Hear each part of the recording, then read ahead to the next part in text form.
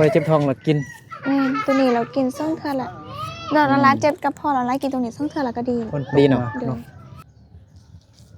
หลังคาเงินน้องละหัวนำอยู่เทิงหัวน้องบอลเลยก็ได้เนาะแต่อะไรนำทางก็เปลี่ยนสังกะสีเนาะหลายไม้อยู่บ้านแซงเจริญแล้วตอนเรากลับเราน้ำมันรถเราหมดอยู่บ่อนปั๊มน้ำมันเก่าบ่อนเขาตากมันต้นนี่สุด giờ alo chị tôi alo nở trên được cái on như nó hơi được yên chị cả thì cắt đi cả liền จะเกิดดีกับ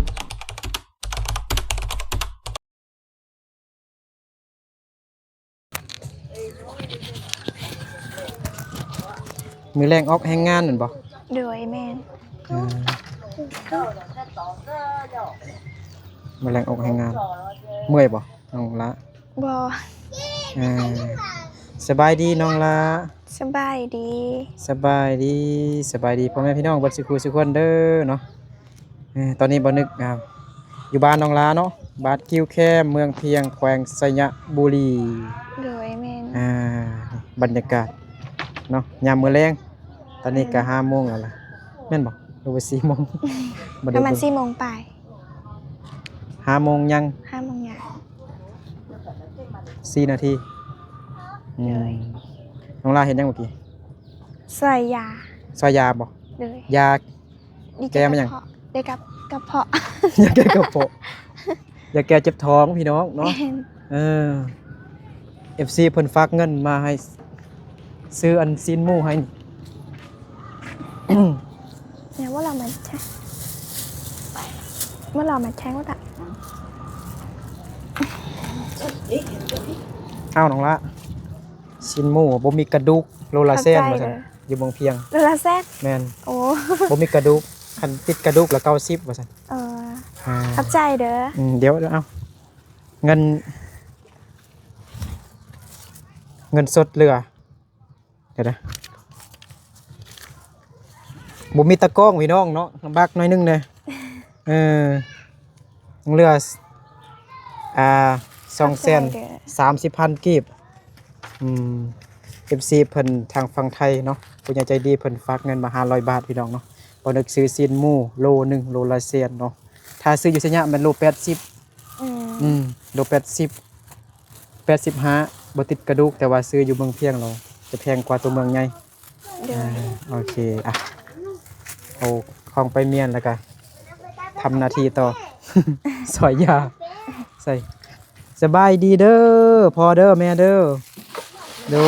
ยสบายดีแม่เฒ่าเด้อโดยแม่เฒ่า นั่นแหละมาไปใส่ เบิ่งบ่เห็นหุงพี่น้องเนาะนี่น้องลาสซอยอันนี้บ่ผู้ใดอยากได้ยาแก้เจ็บท้องมาเอานำน้องลาได้เด้อมาเป็นฮากเนาะ โดย คือว่าเป็นอันหัวคาเด้น้องละ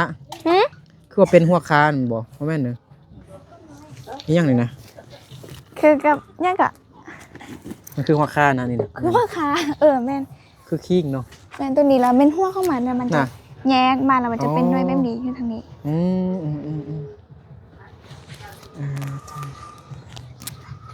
หมดแล้วบ่นี่ซ้ำนี่บ่ โดยให้ได้อันนึงเก็บไว้ละโดย ขอบใจเด้อโอ้เอาตังค์มาเฮิ่นแลกขนมบ่ ฮะเอิ้นมาดู นี่ให้กันแล้วเราเอาขนม มันเอาขนมนะคำน้อยเด้ ทำหน่อยไปลิ้นละดี น่ะ โดย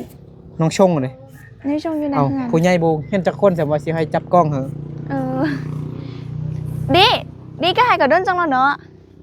ช่วยด้นจังเราตกกล้องเนาะ ไปดิมานี่ก่อนจับกล้องให้นี่ก่อนมีแต่ยังแต่ปาดีดิผู้ใหญ่นะ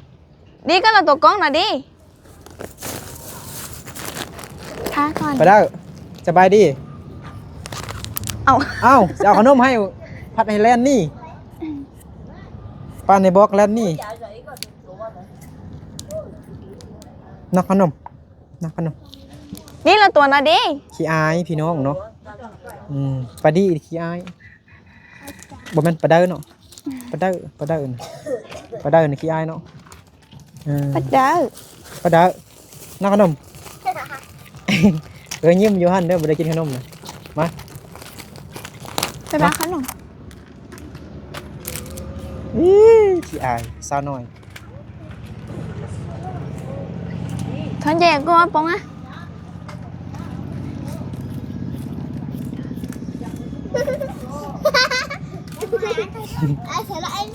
เอิ้นมาเนาะขนมเอิ้นมาเอิ้นปะดิปะดะปะดิเอิ้น ดีไปให้กับอันเชิญนะขนมไป เอิ้นอ้ายเอิ้นน้องมาเด้อโดยคำน้อยไปลิ้นเหรอน้อขนมปะดิปะดาขนมแล้วก็เล่นเข้าเฮือนเหรอพี่อ้ายน้อขนมโอ้ยโอ้ย เอาโอ้ช่อง ทรายมันยังกันนะ ไอ้เจ้าฮะก็ตัวเจ้า ทรายยังไงโอ้ปะดิมีขนมอยู่เนาะพุ่นน่ะโอ้ยเฉพาะเราบ่อยากเอาเด้เนาะมีขนมอยู่แล้วเห็นบ่แล่นไปเอาขนมอยู่เฮือนพุ่นเปลี่ยนกันไอ้นึกกินได้ไอ้นึกกินได้ ไอ้ตัวไปเจ้า อืม เดินหนาไปเหรอ น้อยชงไปสินอกขนมกินขนมบ่ว่าจังได๋ บนนอกขนม บ่นอกขนม อืม บ่นอกขนมบ่กล้าโอ้ลำบากเลยบ่มีผู้จับกองให้อ้าวซื้อหยังเสื้อจีซื้อเท้าหยังปะจิฮะพะจิกพะจิกแล้วก็ทันว่าเนาะพะจิกแล้วก็ทันว่าแล้วก็มังกรแม่นบ่แล้วก็กุมภาแม่นบ่มีนาเมษาครับใช่ผู้นี้ได้ซื้อหยังจูชงอยู่ปอหยังเหรอปอ3ตั้งใจเรียนเด้อได้ขึ้นที่1เด้อหมดแล้วบ่เด็กหน่อยหมดแล้วบ่หมดแล้วเขาก็กินเนาะบ่ให้คนอื่นเนาะกินเลยเฮายิ้มแห้งๆดูกินขนมลายเนาะเบิ่งแควเนาะ ข้างในแควลั่นหมดเลยกินขนมลายตอนไอ้นึกตอนน้อยก็แควดำหมดลั่นมาแควนะทางในนี่กินขนมลายน้องลาตอนน้อยนี่แควลั่นบ่ นาน ตะกี้แบบว่าแควอายจนมันดำหมอดำแทนเลยตอนน้อยเลยแควดำใหญ่มากจริงอันนั้นหูหักซ่าสีแควมันซื้อว่าจังได ยานี่ หักอันนี้นะยานี่หักมาหยัง ตัวนี้ ภาษาบงว่าจังได ภาษาโมดชั่วจ้องหนู ว่าอีกดู ชั่วจ้องหนู ชัวชงหนู แม่ ชัวชงหนู แม่ ซื้อยาวแฮงเนาะ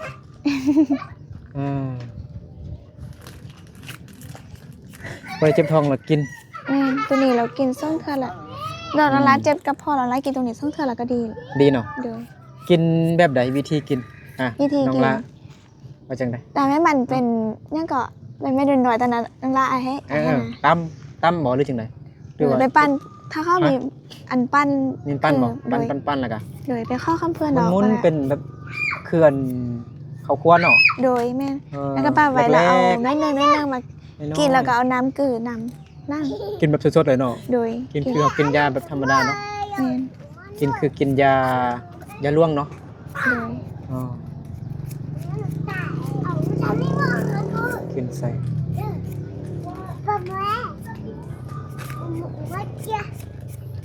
แล้วอันนี้มันเฮ็ดค่ายบ่น้องละ อันนี้ถ้าเห็ดได้ไล่กับค่ายได้หน่อยก็กินเอง นะค่ายให้ผู้ใดค่ายให้คนมงเฮาบ่ โดย เราค่ายแนวใดลายซำใดประมาณจักพัน บุหูว่าเมนเฮ็ดท่องทาได้ก่อน นะ โดยเนี่ยตันเยียบได้เฮ็ดค่ายเถื่อ อ๋อ เดี๋ยวเฮ็ดป้าไว้ก่อนถ้าได้ไล่กับค่าย เป็นจังไดบ่นอนน้องละฝนตกเมื่อคืนนี้ น้ำอยู่เทิง แค่น่ะ แม่นยังบ่ได้เอาออกเถื่อยังมาสิเอาออก แค่นึง แท้ ตอนนี้น้ำอยู่ทางห้วยน้องนะ แม่น อยู่ทางย่างนะไปย่างนะ แม่น เฮ้ย ยังบ่เอาออกเถื่อมื้อเช้านี้จนพอดี น่ะ เฮ็ดพอดีครัวกินแล้วพ่นย้อยมาแล้วเปียกมันนี่ โอ้แล้วนอนได้อยู่เนาะ นอนน่ะเพราะว่ามีพยา น้อง ง ล่นะฮะ โดยเพราะว่ามีพยาง มี กัน พยางเนาะคันบ่มีพยางกันฝนก็เปียกนอนบ่ได้เป็นบ่ แม่น แล้วไปนอนอยู่ซะ มื้อเช้านี่นะ บ่ เอ่อ ตอนบ่เป็นมื้อเช้าติมื้อตอนดึกติมันตก ตอนเช้านี่ ตอนเช้าเนี่ย ตอนเช้านี่5 โมงไปแล้วล่ะ น่ะ ตื่นมาเฮ็ดข้าวเต็งกินแล้ว อ๋อ พ่นย้อยตก อืม ตกแห้งแต่ว่าดีที่ว่าบ่มีลม เบิ่งได้บ่ ได้ อันนี้ไปนี่บ่แบบ ไปไว้ในเฮือนก็ได้ ไปเบิ่งน้ำหรือแม่นแทนเนึงยาน้องลาสิตัวเนาะFC ให้เข้ามาเฮือน ไปเบิ่งดูน้ำน่ะน้ำอยู่เทิงหัวน้องลานน่ะอยู่ใส่เปิดไฟได้บ่น้องลา เปิดได้ น้องลาเปิดไฟก่อนมันมืด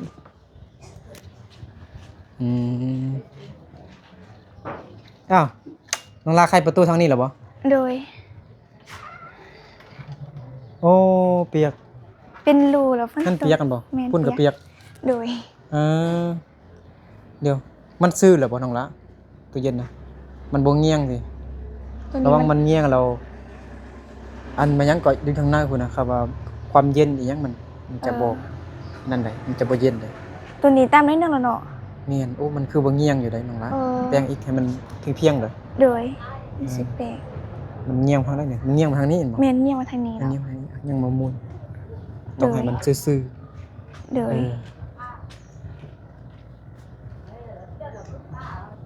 บ่ฮู้ว่าเป็นหยังจักหน่อยมันอ เสีย ยู่ ง ๆมันก็มีเสียงดังๆนะ น่ะ แม่น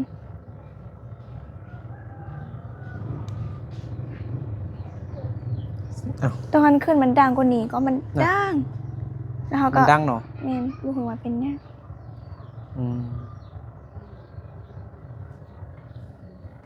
มันดังแดนอยู่พี่น้องเฮ้ยน้องละไปฟอดเลยแบนก่อนกันมันจะไปกันได้ ใส่น้ำไว้บ่มีหยังไดมีซีนบ่ไอ้วานตู้เย็นน่ะมีหยังไดฮะบ่มีหยังเลย บ่ อ้าวจะไปละล่ะนี่สินะของกินได้ยังบ่มีนะ มีฟัก เอดีแล้วใส่อันนี้ไว้แล้วบ่ให้มันเน่าเป็นเฮ็ดอีหยัง โดย มักไหม้แม่นแล้วใส่ไว้ทางเทิงก็ใส่น้ำเสียน้ำไว้กินเราดูฮ้อนประตูทางนี้น้องลากับไข่แล้วเนาะ โดยถ้ามีอันเข้าตัวนี้ไปไว้แล้วก็ได้พอดีเปิดได้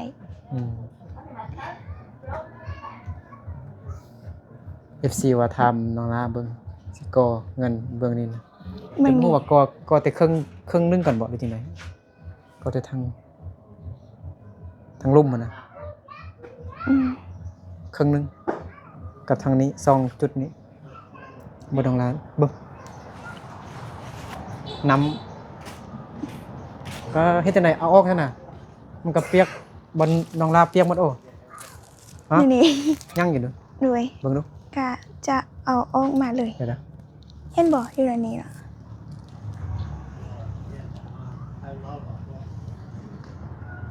มีแต่บนนี้ โดย บนนั้นเด้ วันนั้นน่ะบ่เห็น บนใหญ่เห็นปะ น้องลาบ่เห็นเอาจักมีบ่ ต้องขึ้นโต๊ะนี่เนาะเบิ่งเนาะต้องมีเลยติของล่ะฮะมีบ่ บ่ บ่มีเนาะ โดยมีแต่ตัวนี้ เรามีแต่บนนี้เนาะเห็นบ่ โดย นี่พี่น้องเนาะฝนตกมาเนาะหลังคาเฮือนน้องลาหัวนำอยู่เทิงหัวน้องลา สาหร่ายน้ำทั้งเทิงเนาะ ว่าสิเอาออกแต่ยังบ่ได้เอาแต่จังได๋จะเอาออก เอายังมาตุ้ม โดย เอาคุเอายังมาตุ้ม โดย โอเคบเอาทีมตัวนี้บ่ไปจังได อาทิตย์ก็ได้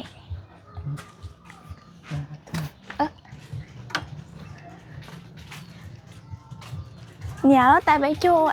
khó đẹp về thì Để được đấy chứ giảm sáu rồi. à Là con ra. à Tần sáu đi, còn sáu rồi. ฮะเฮ้ยสิเอาจ้องตักเอาบ่ Bữa này cho đâu ấy.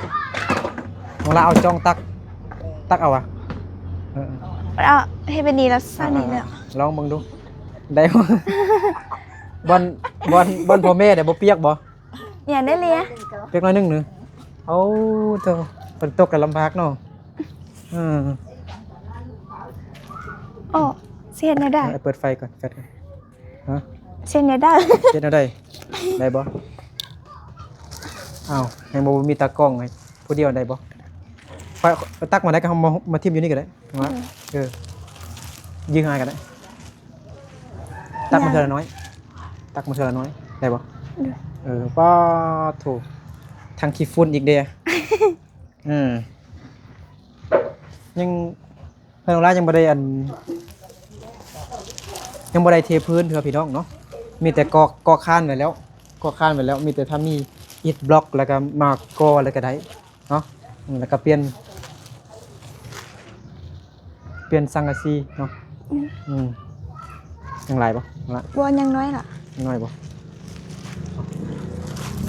จับมาทางนี้ได้บ่อะไร แถวเนี่ย โอ้มีตากล้องพี่น้องลำบากจังได๋ เมื่อล่ะ หมดแล้วบ่ โดย โอ้บ่มีพยางค์ก็เปียกเนาะ แม่น นั่นบ่ได้เนาะ แม่น อ่ะไปล้างเลย โดย โอ้น้ำบาดาลน้องลามันอันนั้นเนาะ แม่นนั่นล่ะว่าสิ คนเนาะ แม่น นี่เห็นบ่เงินน้องละอนุญาตพี่น้องเนาะนี่จะมีแต่คานแบบนี้เนาะคานเฮือนน้องละให้มีอิฐบล็อกในกอเลยมีคานไว้แล้วมีแต่เฮือนครัวยังบ่มีคานเลยเนาะ โดย เฮือนใหญ่ถ้ามีแล้วมีคานเนาะ แม่นอย่าเด้อ เฮือนใหญ่มีคานแล้วมีอิฐบล็อกในกอเลยเขาบอกกอทางนี้ก่อนว่าซั่นแป้งทางนี้ก่อนอะไรกันแต่บ่ฮู้ว่ากอฮอตเทิงผลบ่หรือว่าครึ่งนึงมันจะเฮ็ดครึ่งนึงก่อนกอครึ่งนึง ก็ทั้งเรื่องเรานั่นล่ะว่า มือใดมีงบมีเงินแล้วก็ต่อเติมไปอีกสินะ โดย ถ้ามีผู้ใหญ่ใจดีมีน้ำจิตน้ำใจศรัทธาอยากช่วยน้องละเนาะสามารถช่วยได้ติดต่อหาบ่นึกได้เนาะหรือทักหาน้องลาก็ได้เนาะเฟซน้องลาเป็นภาษาลาวFC คนหาน่าจะยากอยู่ทักหาบ่นึกส่งหาก็ได้เนาะแต่มันบ่เป็นหูบ่น้องลา เป็น บ่เป็นหยังเนาะ โดย มันบ่เป็นหูเขานั่นบ่นั่นมันน่าจะแข็งแรงอยู่พี่น้องเนาะเห็นบ่ค่ะงานน้องลาทางนี้มันต่ำแดเพิ่นก็เฮ็ดสูงขึ้นให้มันเพียงกับตัวเนื้อเพิ่นทางเทิงพุ่นเนาะก็ครึ่งนึงก่อนเนาะคันมี FC ก็มีผู้ใหญ่ใจดีเพิ่นให้ถามเขาแล้ว โดย ก็ครึ่งนึงก่อนเฮ็ดไปเทื่อเล็กเทื่อน้อยเนาะ โดย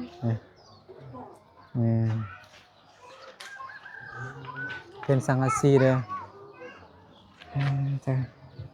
บ่มีพยางค์ทางเทิงนี่เปียกเบิดเนาะเงินน้องละ แม่น ก็นอนน้องละ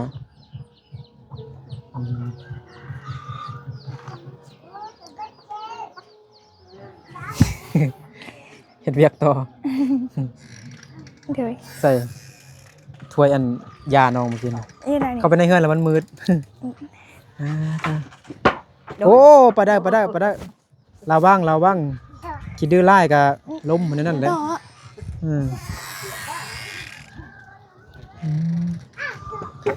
มื้อนี้นักเรียนคือสิขาดหลายเนาะไปออกงานวันแรง คันลาย ขาดหลายบ่ คันลาย เวลากวดการนี่นักเรียนไปเกือบครบหมดทุกคนแหละกวดการแล้วก็พากันขาดสมัยบ่นึกเรียนนี่ก็เคยมี เคยเป็นอยู่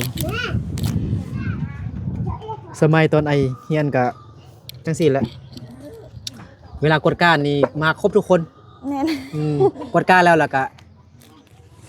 ขาดบักไกลายแล้วบัดนั้นต่อมาน่ะขาดแล้วก็บ่อยาก ไม่ตั้งไว้ เรียนบ่นึกมาหาน้องละตอน 3:00 นพุ่นแหละพี่น้องแต่ว่า นั่นล่ะ พ เขา อดีเห็นมีเลยคนหนึงเราไปส่งอ้ายอยู่บ้านแซงเจริญแล้วตอนเรากลับเราน้ำมันรถเราหมดอยู่บ่อนปั๊มน้ำมันเก่าบ่อนเขาตากมันต้นนี่สุดนี่ ลงภูอันเขาบนมาเฮียนกับแม่นเนาะ โดย พี่ตาก็ขี่รถมากายมาแล้วประมาณ100 เมตรเนี่ยเราขึ้นอยู่ ดีต้นได้เห็นเด้อแล้วก็ใครเบิ่งเบาะรถ โดย แล้วก็เขย่าเบิ่งรถ สงสารดีต้นเอ้ยคนนั้นก็เลยกลับคืนมาถามว่ารถเป็นหยังรถน้ำมันเบิดว่าซั่น อืม สิซื้อน้ำมันก็ได้ บ่ได้เขาปิดปั๊มน้ำมันเบิดปั๊มน้ำมันอยู่เมืองเพียงเขาปิดหมดทุกปั๊มเลยมีแต่ไปสัญญา เลย เนาะ ยาเตสัญญา แม่นมีสัญญาอยู่เขตนี่นะคือเขามีแต่อยู่บอนอันไกลน้ำเลียบไปบ่ปั๊มใหญ่ๆหั่นน่ะคือว่าเห็นเขาไปเติมอยู่มันจะมีอยู่ แต่ปั๊มน้อยๆนี่เขาปิดเบิด อืม น้ำมันก็แพงพี่น้องแต่กี้มันลิตร23,000แต่เดี๋ยวนี้33,000หรอต่อลิตรหนึง แพงมันนั้นเหรอ แม่น ร้านเราบ่ได้ซื้อบ่หูยัง 33,000เหรอเด้ลิตรหนึงน้ำมันแอดซังแม่น32,000น้ำมันกระส่วน33,000ปลายยังต่อ1ลิตรพี่น้องเนาะแพงอิหร่านปิดบอนที่เขาส่งน้ำมันหั่นดิส่งวางอันทะเลนั่นน่ะเขาส่งมาหาไทยเราไทยส่งต่อมาลาว เขาจะเปิดอีกบ่เนาะโดนบ่ได้ คันสงครามหยุดที่ลงก็เขาน่าจะนั่นอยู่ อืม บางคนก็ว่าอิหร่านปิดอันบอนทางเขาส่งน้ำมันหั่นบางคนก็ว่าบ่ปิดอีหยังต่างๆบางคนก็เฮ็ด AI อีหยังต่างๆไป อืม บ่ฮู้ว่าแนวใดมันแม่นความจริงเขาแท้เขาจริงอะนะ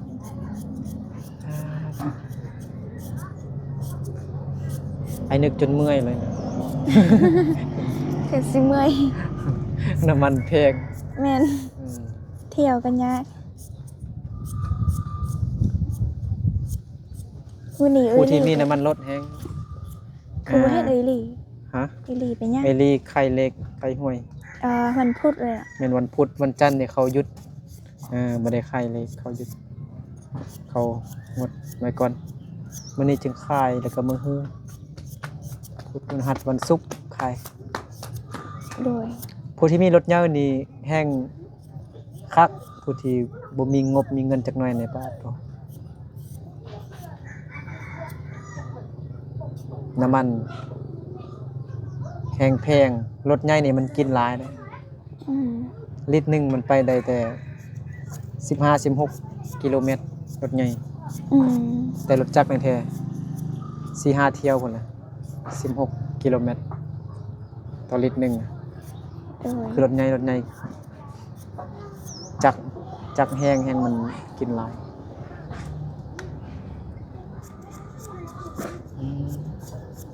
มื้อแรกสิเฮ็ดหยังกินน้องละ มื้อแรก คันบ่ได้ซื้อชิ้นหมูมา รู้หูเล สิ ย เฮ็ดหยังกิน สิพอดีแม่สิได้ทั่ว ฮะ ทั่ว สิหยังก่อน น่ะมักทั่ว มักถั่ว เลย มักถั่วฟักยาวอะ โดยโดนยาว ยาวๆบ่ บ่ หรือว่าสั้น ธรรมดา ธรรมดาบ่ โดย คืบหนึงนั่นบ่ แม่น คั่วใส่กับชิ้นหมูก็ได้ โดย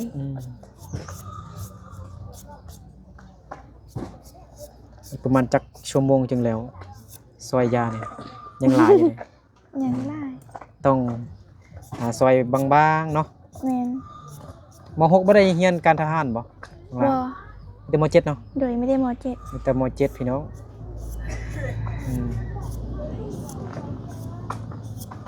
ม.7 เมื่อกี้นี่ก็เห็นไปยิงกับไปเรียนการทหารเมื่อก่อนเราว่าบ่ได้ไปเรียนแต่ว่าน่าจะเปลี่ยนใจแล้วที่อาจารย์น่าจะบ่ให้คาดแล้วก็ไป แม่น เมื่อกี้น้องวีน้องตาตุ้นเด้เมื่อกี้น้องไปเย้ง ขี่รถกายมาบอนทีไอเอาน้ำมันไปให้เอื้อยคนนั้นเอิ้นใส่ไปยังมา ไปยังขี่รถไวพลบ่ทันตอบซ้ำ ทางโค้งเด้ปีหน้าน้องลาจึงไปเรียนเนาะม.7นั่นบ่ แม่น มีแต่ม.7บ่ม.4บ่มีบ่ มีแต่มอเจ็ด นะ โดย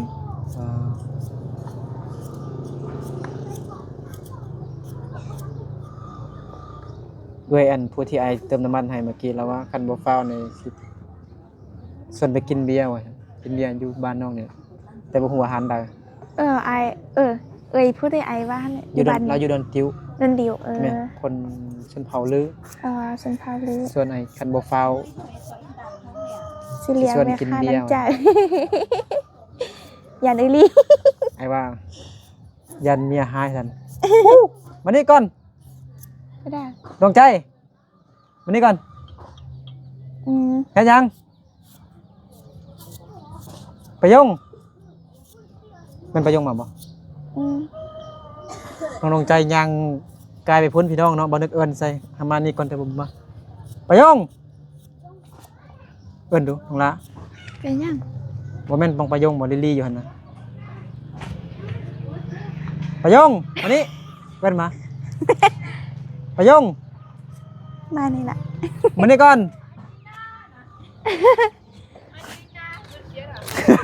ชีนะ ไปดิเออ 错了 ช่วย เป็นจังไดเครื่องน่ะ พอ ส่งกลับได้บ่ 不 อ้าว ยาว เป็นจังซั่นน่ะ ai trên như thì ở lúc chị tôi ở lúc ở trên được cái on như nó hơi được yên chị cả đi cắt đi cả liền จะเกิดดีกับเอายาว บ่ได้ สิ ซ้ำ กา แม่นบ่ thì mình chơi như vậy đi on như kiểu cá thì giờ con giờ đi còn ở lúc này chị ชีต้องการ sang nữa à อ๋อ thì lúc ở trên มันบ่ต้องปก บ่ต้องปก แม่นบ่ต้องปก FC เพิ่นช่วยน้องอุดหนุนน้องประยงเราให้น้องประยงขายต่ออีกซื้อช่วยแต่ว่าให้ซื้อแล้วก็ให้น้องประยงเลยประยงขายต่ออีก โดย 300,000ปลายเสียดายหั่นแหละโอนเงินไปก่อนมันมีต้นทาง แม่ ถ้ามีปลายทางก็ใครเด้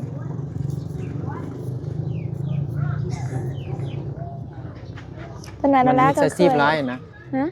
มีอาชีพหลายเขาตัว แม่ไหนน้องรักก็เคยโกงมาแล้ว นั่นแหละ ซื้อเครื่องดังคุณโปรไฟล์อยู่คิดว่าเป็นแท้ ซื้อ QR มาโอนเงินไป200,000ไปซื้อโกงติดต่อ ถ้า บ่ บ่มี ได้ ปลายทางแล้วมันอันนั้นบ่ต้องไปสั่งนำร้าน โดย นั่นเลยร้านอื่นก็มีปลายทาง โดย เป็นบทเรียนต่อไปก็บ่ต้องไปโอนเงินไปสั่งเอา โดย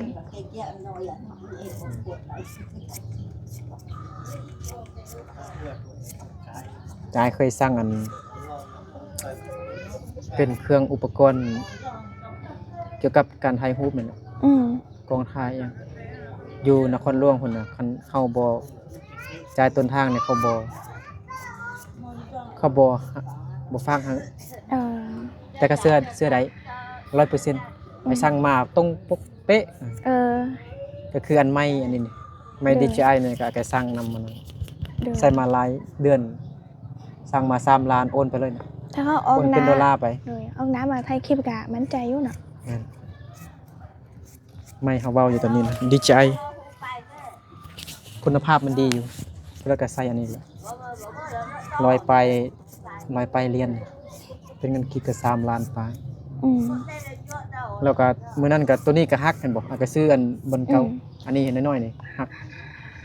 เท่าไหร่500,000สั่งร้านเก่าหั่นน่ะก็ฝากมาตรงปกคืออันเก่าเลยนะคืออันตัวฮักกันเลย คือตัวเก่า แม่นเป็นสีทองบนลูกซ้อนมันนี่คืออันเก่าเลยเป๊ะเลย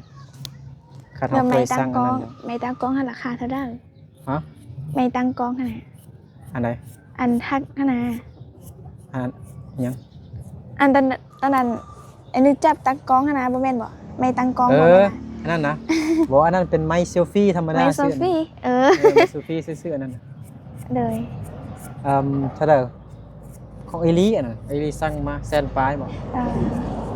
มันบ่เป็นกันสั้นมันเป็นอันนั้นซื่อ เลย ๆพลาสติกแบบอันพลอยๆซื่อๆหักง่ายมันบ่เหนียว ลงทุน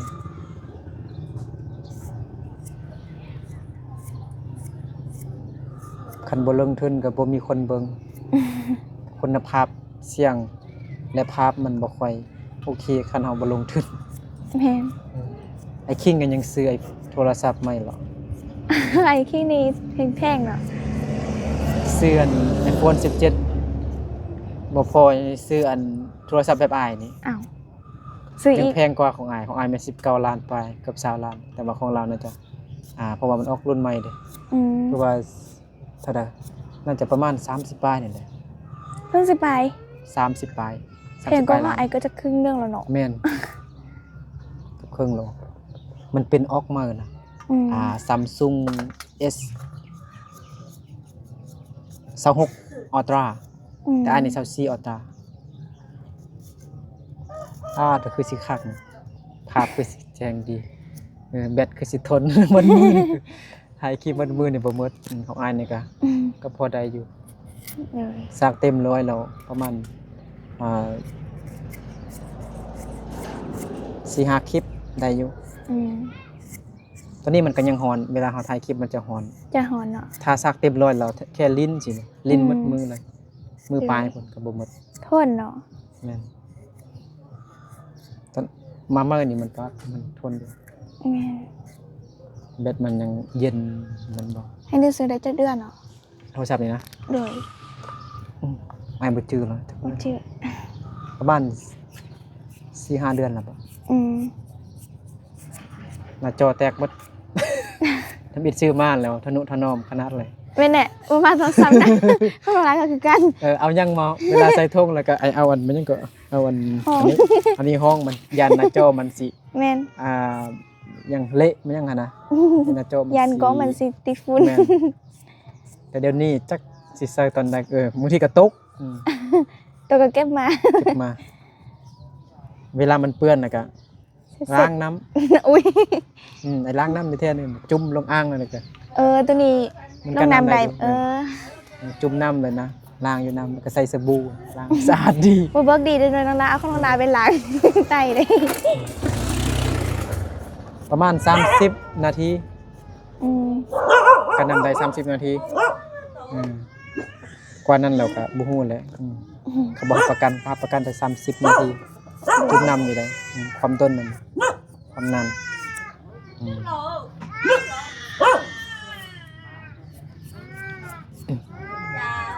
เอาใส่บอกอันมาดูเอาขนมให้ ผู้ด่า ขนมให้คำน้อยพุ่นน่ะเป็นคำน้อยหายเด้อ เอิ้นคำหน่อย นั่นคำน้อยย่างอยู่เฮือน ตัว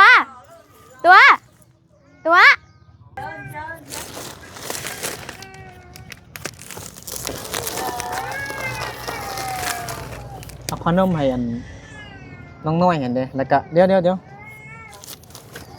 อันนี้ของคำน้อยเด้อเอาไปให้อยู่หั่นจะกินขนมหน่อยสิไปหาแม่ดิหาตื่น แม่เราไปซักเครื่อง ขนมเอามาแจกเล็กน้อย โดย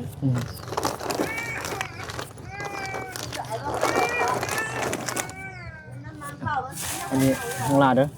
ของลา โดยเข้าใจเด้อ เดี๋ยวไอซิกลับก่อนเลยนะ โดย วันนี้ก็มาหาน้องลา